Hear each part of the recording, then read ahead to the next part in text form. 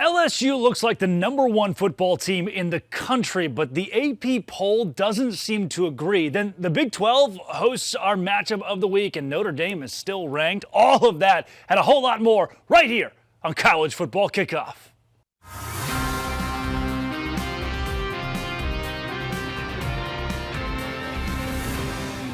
Welcome back to Fire TV's College Football Kickoff, all of it presented by Coca-Cola. I'm your host, Drake Toll from Locked On Big 12 and the Savannah Bananas organization, and we're coming in hot from the heart of college football country in Dallas, Texas. On set with me, two legends, 22-time Coach of the Year, Gary Patterson, and the Tar Heel / Dallas Cowboy. He's Jesse Holley, and every week throughout the season, we'll be right here breaking down the matchups, the moments, and the madness with expert analysis from across the nation. Look for new episodes every Thursday on your Fire TV and Echo Show devices. This is your all-access pass to the weekend ahead in college football. Let's kick it off.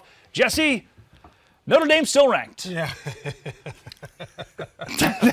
Good, keen analysis. Coach, Notre Dame's still ranked. We'll get to all that and more. Let's hit it right now. It's time for our rankings report.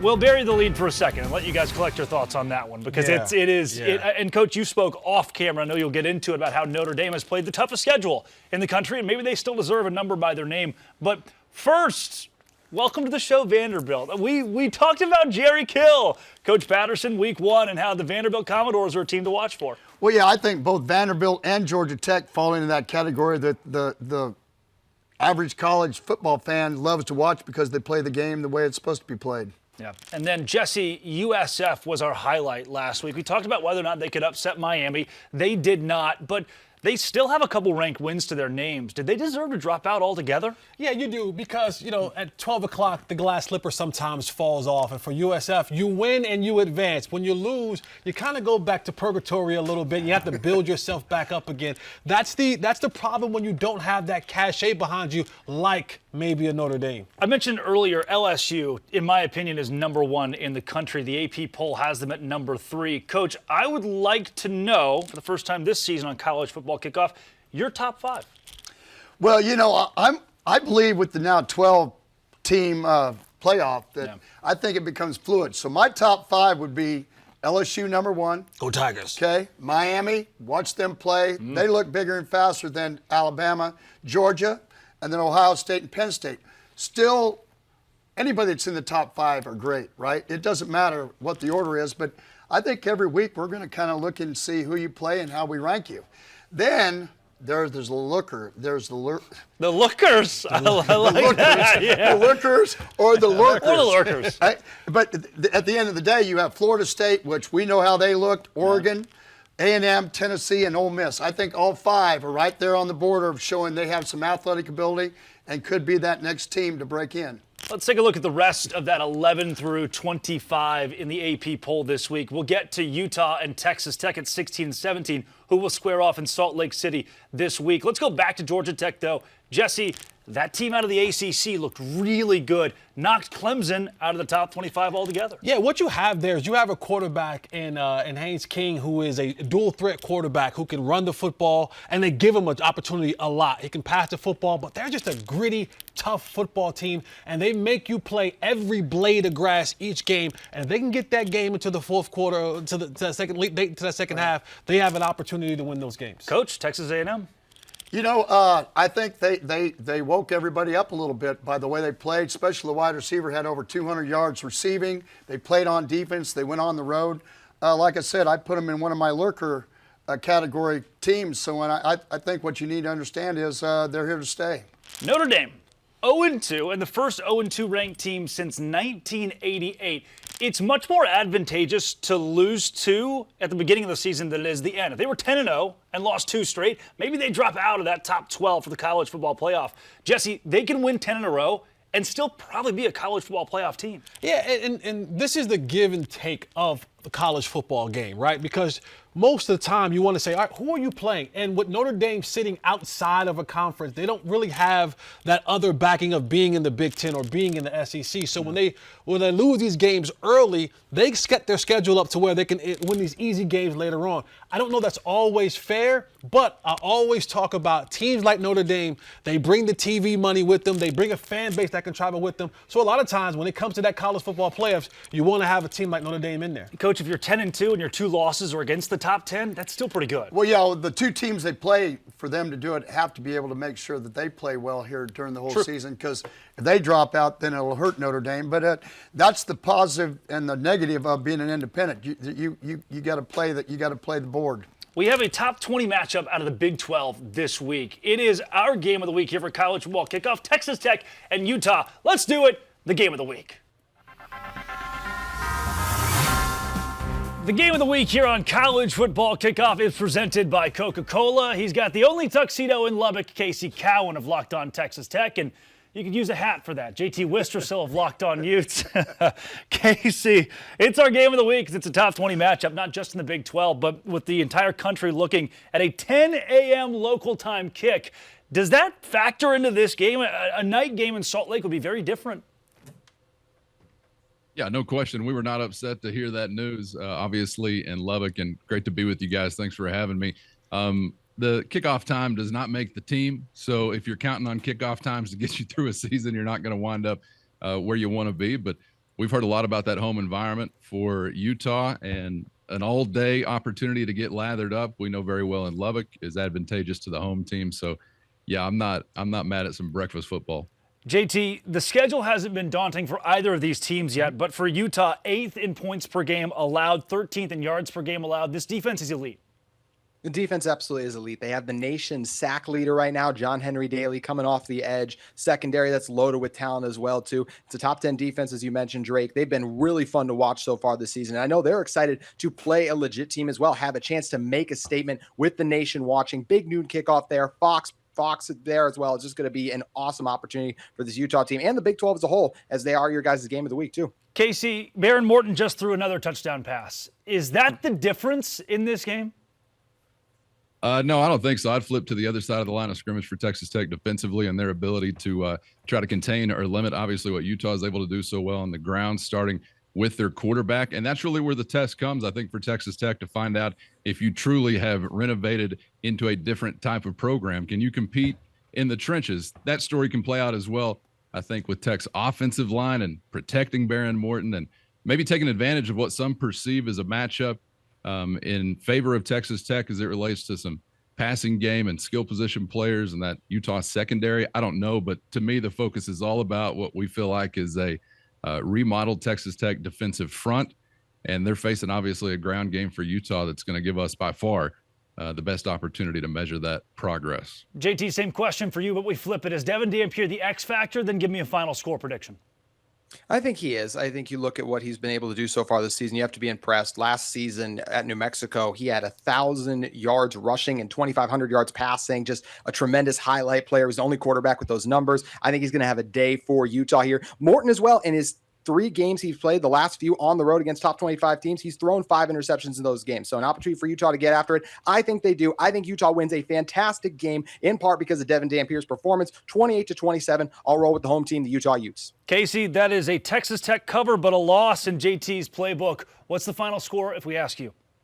28-17. The Red Raiders are going to continue a trend of making progress on the road. It's been a bit of a booger in the Joey McGuire era, but posted their first winning record as a team last year away from Jones Stadium. I think Texas Tech may be for real in the trenches, and if they are a winner 28-17. If you're a fan of Texas Tech or Utah or just love college football, Casey Cowan of Locked On Texas Tech, JT Wistrcill of Locked On Utes, thank you to both of you guys. And thank you for being a passionate fan. We know being a passionate fan is hard. All the pomp and circumstance makes you work up a thirst. Fan work is thirsty work.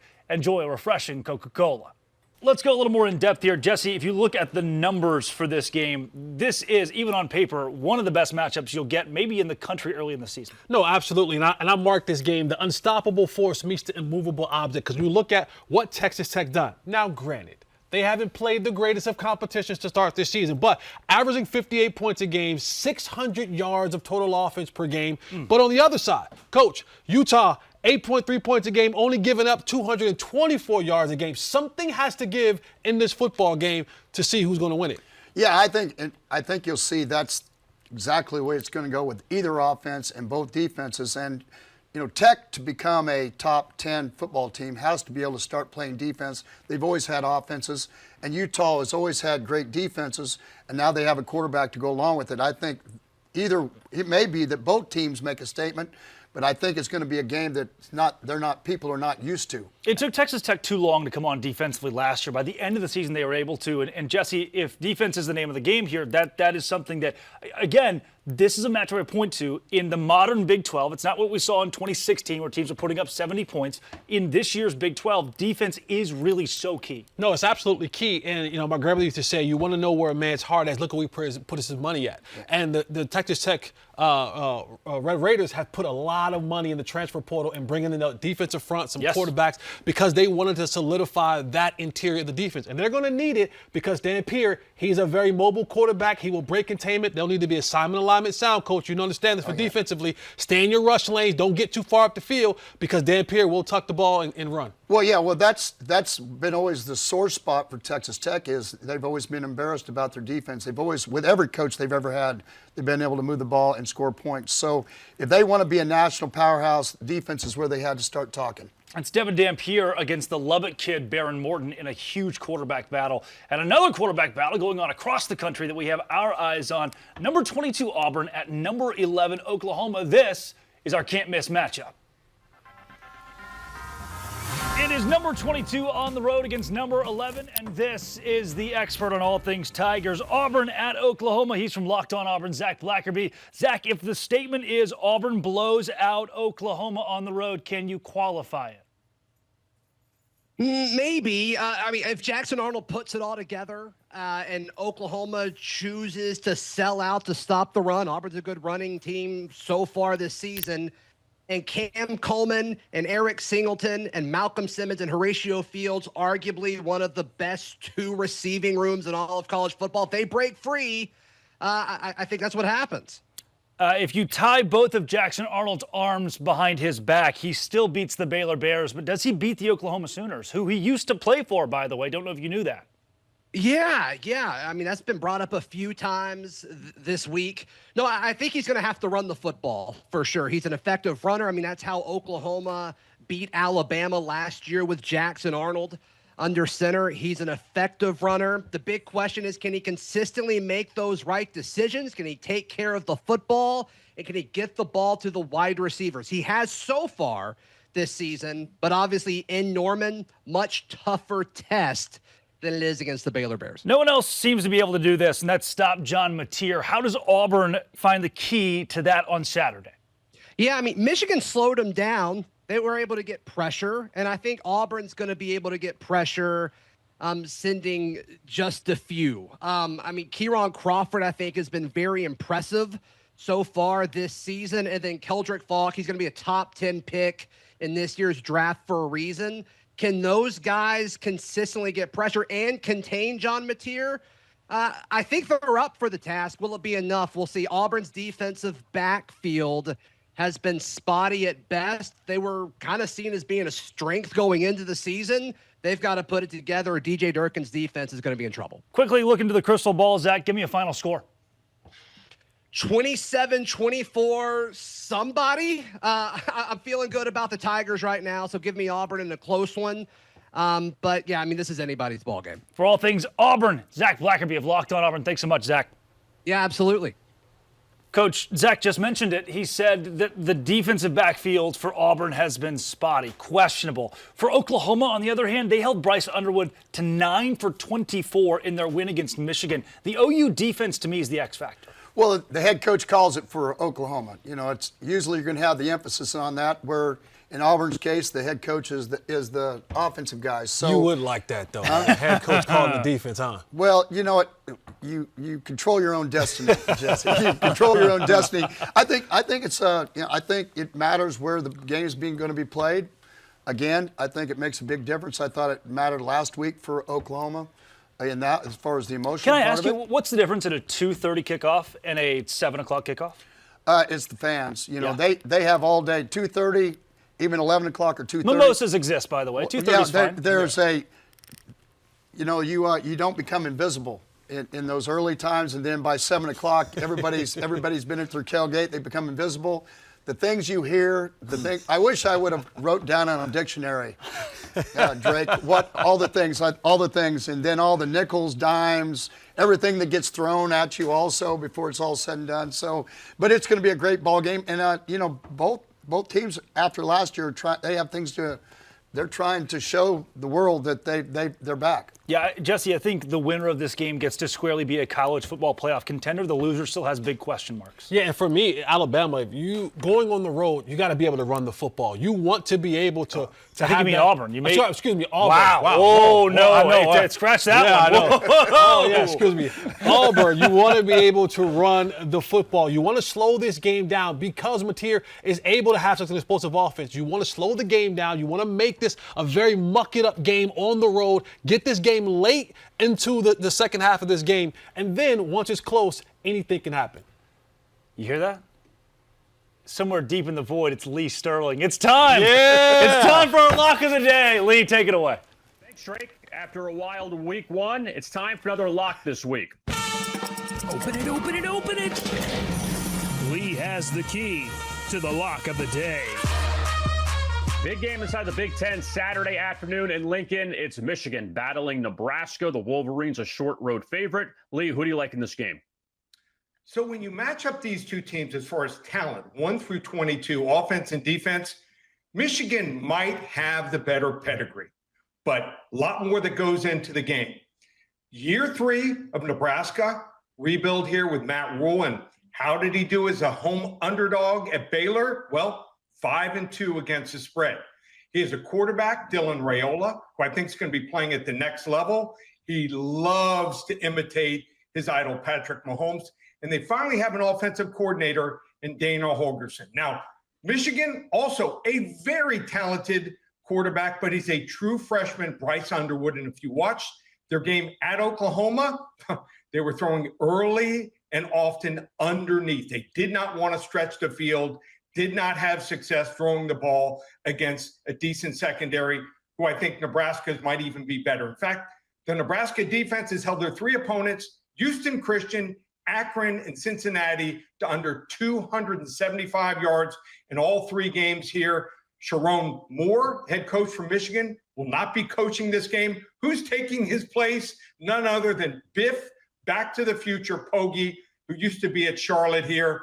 Matt Rule is going to finally get his signature win here with Patrick Mahomes' clone, Dylan Raiola. We're going to go with the lock of the day. Nebraska upsets Michigan. Big, easy winner. For more daily picks, subscribe to Locked On Bets. Back to the college football kickoff studio. We'll see you next week, Drake. Grazie, Lee. Thank you very much.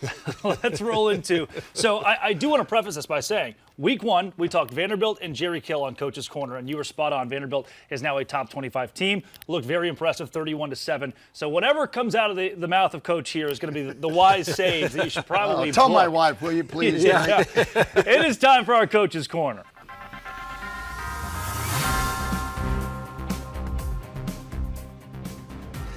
Well, it's one of those days again, and I'm going to tell you, we seem to be causing controversy a little bit.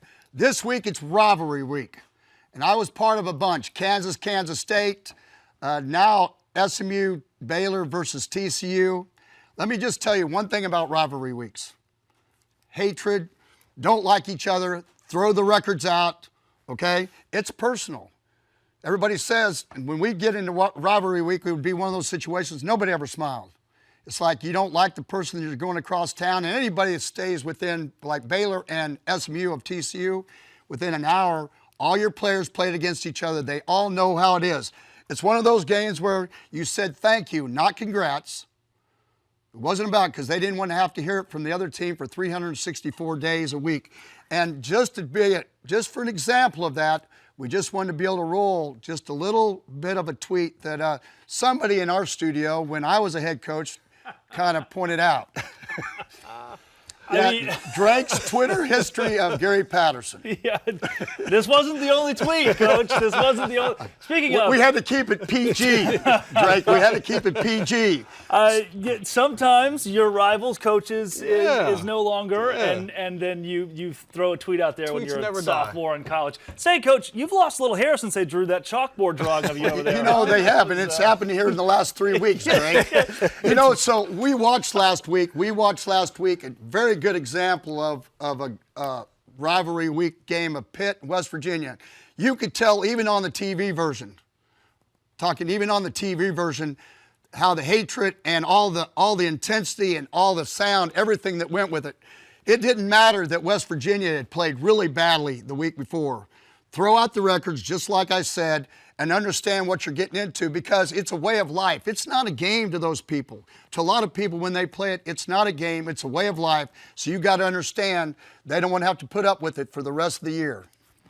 What do you guys think in that? I still hear about, again, Jerry Kill, I'll bring him up. When he's interim head coach and beats the Baylor Bears for TCU, what was it, 2021, 22 maybe. And in that game, he keeps Baylor out of the college football playoff. There are still TCU fans that talk about that game. TCU, I think, missed a bowl game, but it didn't matter. They beat rival Baylor. They upset them and ruined their season. Jesse, that's what, to me, makes rivalries so great. You can win that one game, and if you get that one, that can save the whole season. No, absolutely. When you're talking about playing these rivalry games, they're within driving range, right? So you share some of the same supermarkets. You may share some type of Walmart. So you guys are always trying to interfacing with one another some way, shape, or form. And so when you have these rivalry games, you grow up and you grow this hatred for this particular team. And for me, I went to school at the University of North Carolina, so being able to be in certain rivalries down there in Chapel Hill and that other school in Durham, we won't mention those names. It definitely runs deep. Coach, can I ask you this, though? So there's been a lot of pomp and circumstance around West Virginia and Pitt not playing again until 2029. Ren Baker, the athletic director at West Virginia, has come out and said it's not on us. We want to play this game. TCU and SMU won't see each other. This is the last skillet for a little bit. What does that do to the game? Well, no, I mean, SMU and TCU have been playing since 1915. They've only not played 7 times. And TCU and Baylor has been since 1899. I think you were a sophomore in high school then? Is that right? Yeah, I was. I think maybe an 8th grader. But the thing is, I think the new 2 ADs at both TCU and Baylor, SMU have got together and stated that we don't feel like there's a reason. For a head coach at TCU, the reason why I wanted to always play SMU, even though it was pretty lopsided in the record-wise, was there's only one way you can keep them from not talking, and that's to play them and beat them. And when you play a rivalry game, you got a problem. So games this week, Florida at Miami, Washington at Washington State, Oregon State at Oregon. A couple of those are former conference matchups that are now being played in the non-conference. Jesse, let me ask you. Coach just mentioned it. He mentioned noise. We talk a lot about how athletes and coaches try to take the noise and just throw it out. Let's not listen to it. When it comes to rivalry week, you kind of want to shut the other person up. Oh, absolutely do you want to shut the other person up. And now we live in this day and time of social media. Not only do I want to shut you up, but I want to put my highlights out there. I want to put you on my highlights in these rivalry games. But also, Coach, and you understand this as well, rivalry week can also help you out in recruiting. If a kid is deciding between this school or that school and they're remotely close to one another, winning a big game like that a kid is in attendance can maybe sway him a little bit to come to your university. Yeah, no doubt. This weekend, we'll get into a couple of those rivalries and what they mean for college football as we enter our playoff playbook. Trouble in Oxford, Mississippi, perhaps. This isn't quite a rivalry, but Tulane looks really good. And Ole Miss, their defense could be suspect. Let's send it to our expert with Locked On Ole Miss to learn more about this one. Can Tulane get it done? No, I don't believe that Ole Miss fans should be worried about Tulane. Now, that's not to say that Tulane is not a good team, because they're a very good team. I could see them potentially going 11-1 and getting the G5 invite into the playoff. But winning at Vaught-Hemingway Stadium against a top 10 level team is not like playing at home against Duke or Northwestern. It's not even going on the road against South Alabama. This will be something that Jake Retzlaff has not seen. He's the leading rusher. He's the leading passer. He's kind of the all-everything in that offense. So as long as Ole Miss plays like the favorite, they don't turn the ball over, they end every possession with a kick, they kind of take care of business and really protect Trinidad Chambliss, you could see this Ole Miss Rebel football team really kind of move forward. This year has been a very mature performance by Lane Kiffin, and I think the Rebels are going to take this game. Transitive property doesn't work in college football. We can't look at USF's loss to Miami and say that Tulane will face the exact same fate, Coach. But is there a lopsided advantage when we consider the athleticism that an Ole Miss brings in against Tulane? Well, the thing you need to understand about a Tulane is a lot of SEC transfers that come back to New Orleans.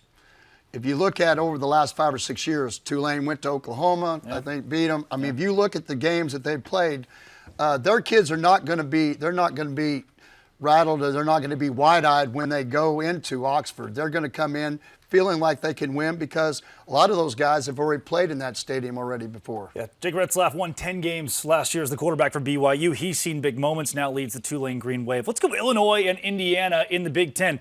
Jesse, look, let's not sugarcoat it. 7 years ago, I'm not sure if the nation's watching this game. It's on TB Plus or whatever, some random streaming service. Now it's a top 20 matchup between two teams that believe they could be in the college football playoff. You know, absolutely. You look at Indiana, what they did last year, and kind of finding themselves in the college football playoffs, and Coach Cignetti and his football team. They're always going to give you a tough football game. One of the X factors in that game is going to be wide receiver Omar Cooper, who had an amazing game last week, over 200 yards receiving. So Coach Bielema and his Illini are going to have to come prepared and be physical. A physical brand of football, I think, will win this football game. Well, this is their tier. Both of them had like 19 starters coming back. Yeah. So you have that game. So this is whoever wins this one, then they take that next step up for the rest of the teams in the Big Ten that they both have to play if they want to be into the 12-team playoff. Yeah, if you want to be Penn State or Oregon, you want to be Ohio State in that conversation, you have to win a game like this. Florida at number 4, Miami.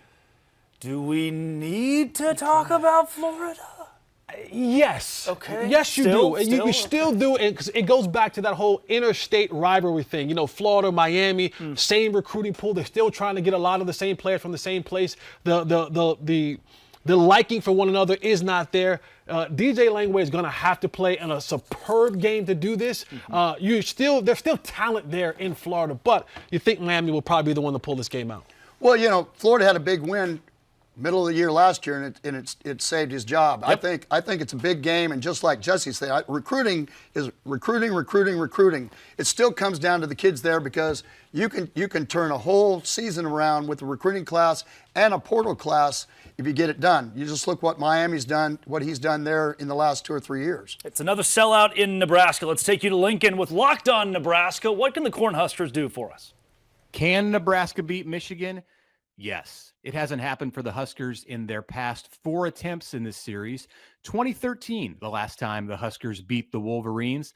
Nebraska hasn't beaten a ranked opponent, in fact, in nearly a decade, a streak of 27 consecutive losses, and it's time for that to end if Matt Rule is to continue to push the Huskers forward in the direction that we've seen over the past 6 games. Those 6 games, 5 wins for Nebraska, 2 in one-score fashion.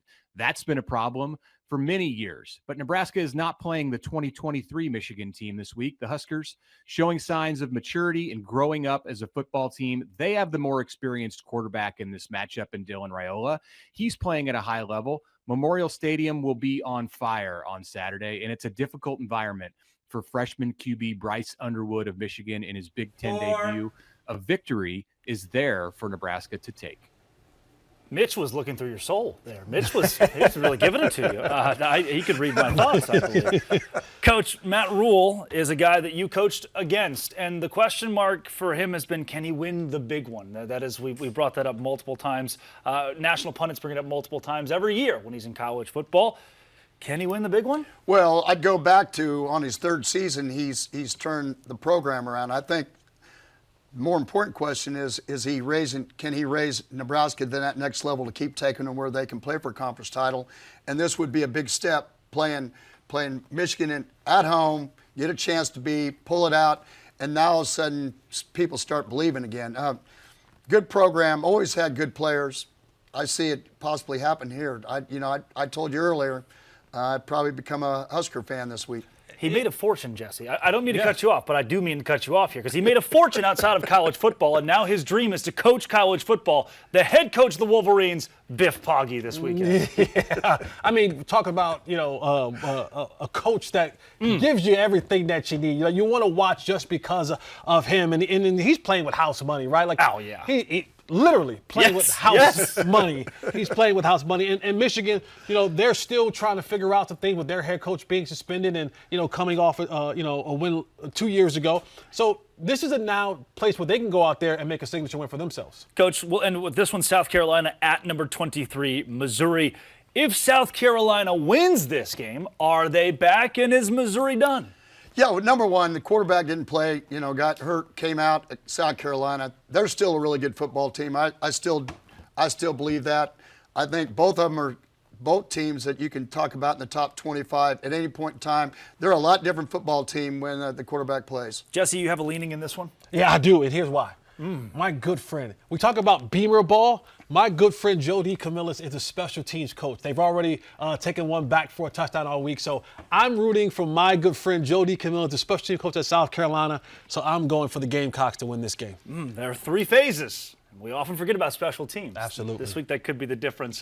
This week, the difference was expert analysis from Gary Patterson, Jesse Holley, and our whole host of Locked On guests that joined us, and that is a wrap for this week's college football kickoff presented by Coca-Cola. But this season is still just getting started. Next week, Oregon and Penn State, Bama and Georgia. You won't want to miss it. Same time, same set, same unapologetic football energy. And a big thanks again to Coach P and Jesse Holley for bringing the heat. And to you for riding shotgun with us. Enjoy all the action this weekend. Stay locked in, stay fired up, and we'll see you next Thursday right here on Fire TV.